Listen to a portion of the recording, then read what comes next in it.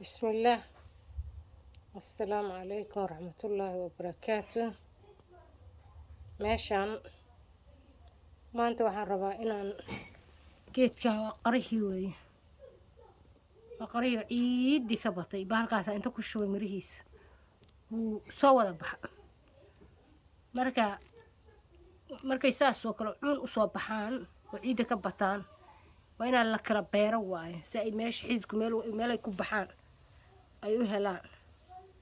marka hadda saana u kala beerayaa saasaa mid walba intaasaa loo dhexdhexaysiinayaa in la kala beero, haddii kale waxa weeyaan ma baxayo geeduhu sidii la rabay u bixi mayo.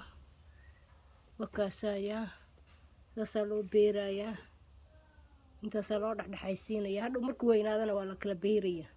laakiin hadda intaasaan u dhexdhexaysiinayaa, geedkaasna u soo gaday. hadda intaas waxay ahayd fad yar ah waxaa meeshaan ku jira waxay u baahan yihiin 10 kilo xabado saana bay u baahan yihiin. dadkiina Soomaaliya jooga waa la yaabanaa wallahi. waxaan ula yaabanahay balqarahaas u soo baxay ciidii ka batay, waliba midkaan inana yar lahoo wuxuu baalkiya biyaha isaga shubay kali ah intaan baalka mirihii soo guray oo biyo ku dhex riday kali ah baan ciidaas iyo waxay u baahan yihiin wax kasta waxay u baahan yihiin iyo biyo u baahan yihiin iyo qorax. bal qoraxdii waa haysataan, biyihii waa haysataan, saasaad maaragtay deydka aad ugu beeran kartaa. saasaan hadda geedka ugu beerayaa. waxa weeyaan dadkiina hadda fiidiyooda aan soo duubo oo soo dhiga meelaha waa inaa beeritaanka aad bilowdaan oo halkaas intaad qaraha ka beeratid oo digtaar ka beer deydkaagaad ku beeran lahay. deydkayga hadda waa deyd yariisa weeye, wax walba saasaas jaqaf baa lagu beeraa. dhib ma laha inuu yahay bahalka matuleel. waa kaas digirtii saasaan ugu beeray, digirtii wataasaaya waxaa halkaas kasoo baxay kasoo dhalaalaya waa basashii waaye oo soo bixi rabta iyada laftigeeda. halkaas waxaa ku jira timirtii ku jidha oo sugaya inay soo baxdo iyadana.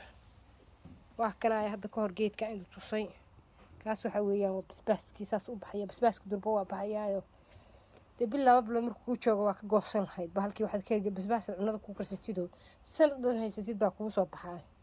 intaas suuqa kasoo geeyso lacag ka bixinaysa. digirtii wataasaaya saas u baxaysaa waa u jeedaan. hadda xataa waxaan isku dayay babaay iyo inaan maaragtay beero cambe, laakiin iima suuragelin oo maaragtay waxa waaye wuu baktiyey. laakiin hal mar hadduu dhinto mar lagama haro, inkastoo qoraxda naga sii yaraanaysa. aniga hadda maanta halkan waxaan kasoo gatay geedka la yidhaahdo dacarta baan dukaanka kasoo iibsaday. waa dacartii dhulkeena bilaash uga baxda, anaga lacagaana naga siiyaa badan. dhulkeena waxay uga baxdaa waa iska baxdaa, baadiyaha dhulkeena ay ka baxdaa. dacartu waxa weeye qurux weeye, waxyaaba badan waa loo isticmaalaa jirka ahaan qaarka ay ku fiican tahay. guryahana ubax baa laga dhigtaa, waxaan baa laga dhigtaa. marka idinku dacarta baadiyaha inta kasoo jarataan geedka silka lagama soo gooyee waxaa laga soo qaataa xoogaa baa laga soo qaataa lasii beeraa. markaan sii beerayaad arki doontaan. wataasaay hadda anaga dacarteeni wadankeena aad arki jirteen waa laga iibinayaa, lacagaa siinaysa, dollaraa siinaysa. hadda waa kaasayaa saasaan maanta u kala waxeeyey. mid kaloo badanna wax u baahan yahay in la kala waxeeyo. waa u jeedaa saan cuun ma fiicna inay tahay.